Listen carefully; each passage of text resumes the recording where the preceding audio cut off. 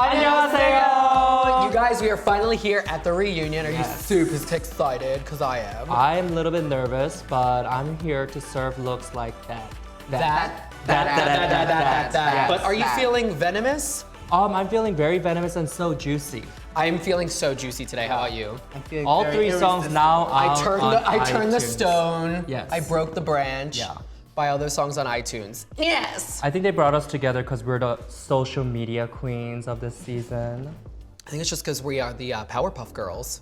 We got the Dream Girls and we got the Powerpuff Girls. Yeah, the Powerpuff Girls, yes. But you reached 1 million followers like That's even before the incredible. season ended. Stupid bitch. Thank you. No, we're super proud of you. Yeah. You're the little baby. You're our baby sister. And you're killing it. Yeah. I'm trying my best. Pretty is all I have, so. I mean, it really is. And Soju, you are doing your shots with Soju still. Yes, you are my- touring around having your Soju shots with the world. Yes, my K-pop party is doing great. It's in multiple cities every month. Yeah. We recently got like the best party in San Francisco award, so I'm just like really excited. That's amazing. And whoop it up. And my music, my K-pop music is coming out. It's a little hard writing your own music, just like taking your time, just doing everything. But I can tell you right now, it's gonna be amazing.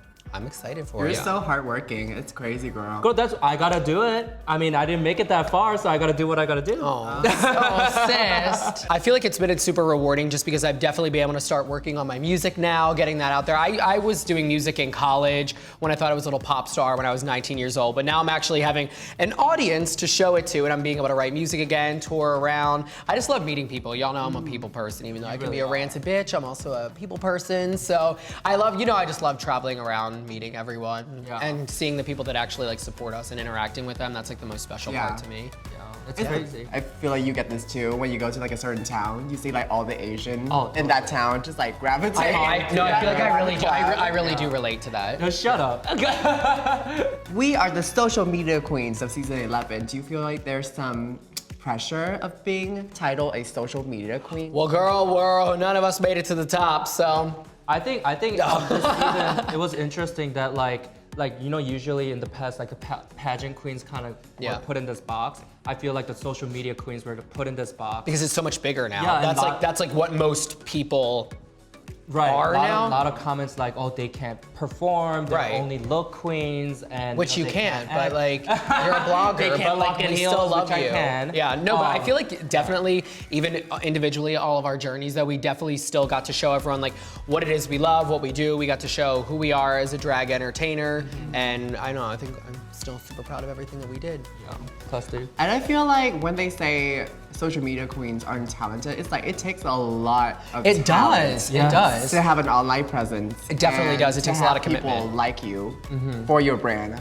for the looks you put out for yourself. I mean, it's not our fault that we're so fucking pretty. Okay, so when you guys walked into the workroom for the first time, like, what were your impressions? Were you guys surprised to see anybody, or like, did they surprise you later on in the season from your first impression? I think Evie really shook me that first day. She was obviously a sore thumb sticking out the group. Right. I was like, I don't know how I feel about her, but Y'all know then- how I said I was like, who the hell is this? I when know. She came in, but she definitely proved me wrong. Evie has built this empire of her weirdness that people really relate to and really love, which I think is super cool. I mean, go her. For me, Evie too. I mean, like, When I say good, great, cool, awesome. I wasn't there for the season, so when I got to come back, I was surprised that Evie was still there. I didn't get to see all the things that You were got her surprised that there to was a top lot of people 6. there.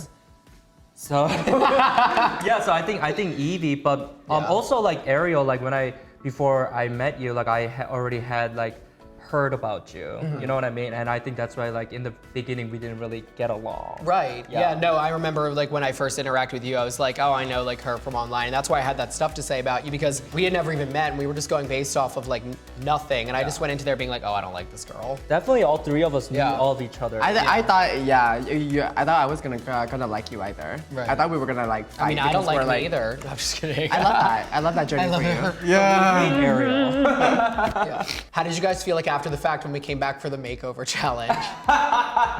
Okay, so they didn't show it. When I got the makeover done and we were revealed like what we looked like because we were not allowed to, when we went to the restaurant, we were not even allowed to look at the mirrors. No. So like when we couldn't were touch given, our face. when we were given the chance to look at ourselves, like I was shook. First of all, I was like, damn. Because she kept telling me like, bitch, just trust me. Soki was like, trust me, you're gonna look amazing, you're gonna look amazing. I had such doubt. And at that time, I still wanted to keep my, positivity, and I'm not very good at acting, but I was like, oh, Right? You're like, I love it! Yeah. beautiful. Or have you ever had anybody else paint you before other than Brooklyn, or just you? No, I think that was the first time actually, too. and she did an I feel like amazing you're job. very similar though. Yeah. Me and her have very similar styles in terms of like makeup and fashion, and we would like collaborate with each other throughout the season and be like, oh, how do you like this? How do you Right. like this? So I grew really close with her. Benji did a great job on me, I thought. Oh my God, Benji did amazing. I thought I Benji looked did like great. her. No, when I was watching it back after the fact, I kept like, and I was there with her watching it, we were like, I didn't know who was who. Y'all looked really similar. I just had a She did a fatter great ass. job, for Yeah. sure. Is there a runway challenge that y'all wish y'all had done before you were eliminated? No. Yes. No, I'm just kidding. No, I would have loved to do the gold look because my look would have filled Oh, up that yeah. whole stage. It was the biggest and heaviest outfit that I had. I actually wish I would have been able to do my sequin look because that was the week that I'm like, sure, it's the same thing. That was the week where I feel like I really switched it up because I did the little Marilyn Monroe tribute look with the fitted gown and the little blonde hair. Yeah. Yeah, that Still was pink. pretty. It was Cute. still pink. Yeah. I mean, all my looks look the same, so. I mean, relatable. I me too, mean, girl. very versatile of me. So, I mean, I could just pick a corset and just wear it, and it will be, I'll just be like, oh yeah, this is my, We know our brand. This we is love my a outer corset space. queen, this sweetie. is my outer space, Mother Nature kind of look. How hard was it to stay out of all the drama? I didn't. You really were very dramatic. I didn't. I'm from Jersey. I can't. Yeah, I can't the hold whole my time tongue. you were there, you were very dramatic. And I still have more to say. Yeah. So, What do you know? how about Plastique? Well, I mean, honestly, like, I feel like you're a thief. You stole everyone's stuff. You stole my wigs. You stole some bark. Liar. She's a You're a liar. I'm a liar. pathological You're a liar. pathological liar. Like I was watching all the episodes where Plastique was getting attacked, and I was just like, damn, I wish I was there. Especially Right. when she was getting attacked for doing her own Asian accent. I'm just like, bitch, that is not something. I love you when people attack tell you another that that's person not your about. voice. You're like, I'm like, girl, no, it's so hard because like when you don't understand something, you automatically just dismiss it as a lie, Yeah. you know, or Right. dismiss it as something, you know, like you're doing it in order to gain popularity, in order to I gain think that people weren't favor. interpreting that what you were trying to say was Yeah. that you kind of, in drag, you kind of like Americanize your Yeah. voice a little bit more, just so, yeah. And that's the reality of the situation. A lot of immigrants have to do that Right. to be taken seriously. And if an Asian person wants to do an Asian accent as a joke or a comedy, then we're allowed to do that. You know what I'm saying? Seeing how she got attacked for that, I was really annoyed Yeah. by it, and I wish I was there because I stay out of drama, but when it affects my community, then I speak out. You know? Because you and me, we can relate to a lot of things together. Yeah. And while I was there, nobody could relate to what I had to say Right. or what I had to explain. So and then I realized no matter how much I try to explain, they're not gonna understand. They're not gonna it. understand. Right. They're Yeah. just gonna Because it's not dismiss something it. for them to understand, it's for you to understand. Exactly. So I just kind of had to stick to myself and stick to my guns, and maybe it'll help somebody out there. But Right. I just had to tell my truth, and if I get attacked, then How did like lip syncing for your life finally on the show? Like, how did that like meet your expectations? Like, how did you feel like in the moment doing it? I think the experience of lip syncing for your life can be count down into eight counts, and I think we should all do it together. Okay, ready? Ready? 1, 5, 6, 7, 8.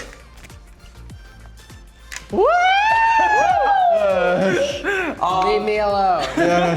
Well, how do you feel, Ariel? Because I feel like your lip sync for your life has been the Legendary. Well, you know, I mean, I thought it was like a really good idea to spin around a 6-foot train wearing hooker boots and dance like Britney Spears to Whitney Houston. But you know, to each their own.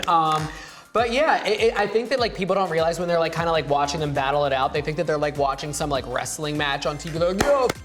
But like, you don't realize when you're like sitting there and like the lights are flashing before you and you got the cameras and it's like lights, camera, action, go. You're like, Yeah. It's Crap, this is horrifying. happening. It's horrifying.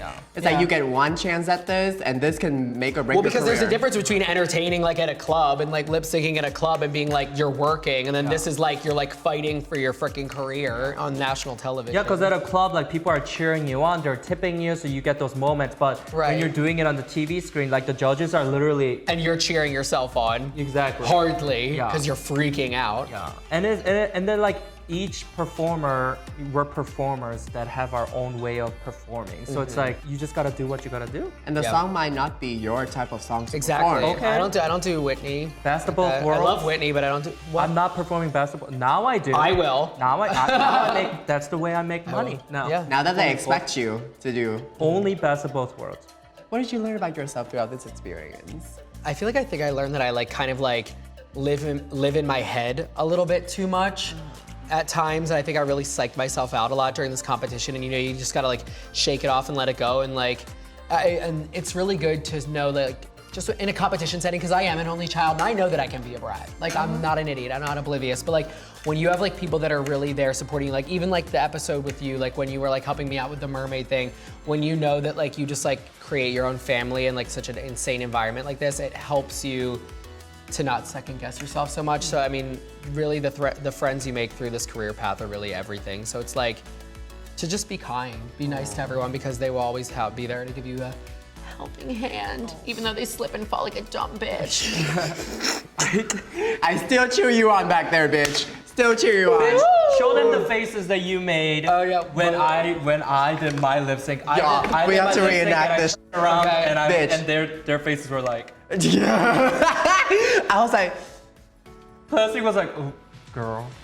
I Oh, the glove. I learned that I didn't have friends. No, I'm just kidding. Oh my God.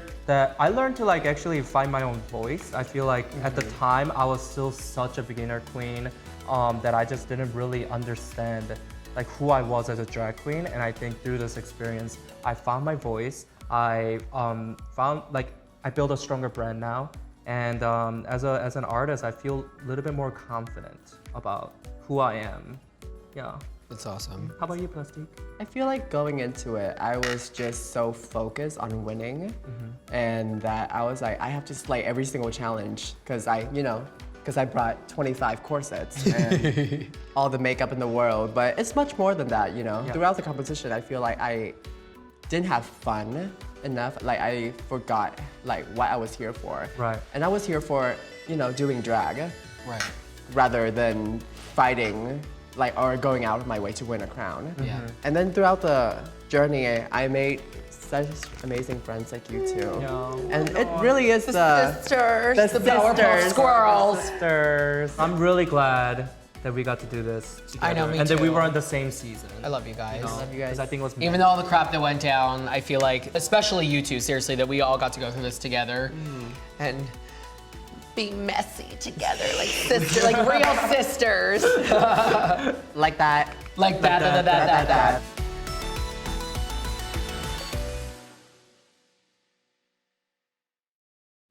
Hey beauties, it's Sasha Velour, the winner of RuPaul's Drag Race Season 9. Do you want all the hot Drag Race tea? Then you better subscribe to VH1's YouTube channel, and you'll have all the fresh videos sent directly to your inbox. Now that's something not to joke about.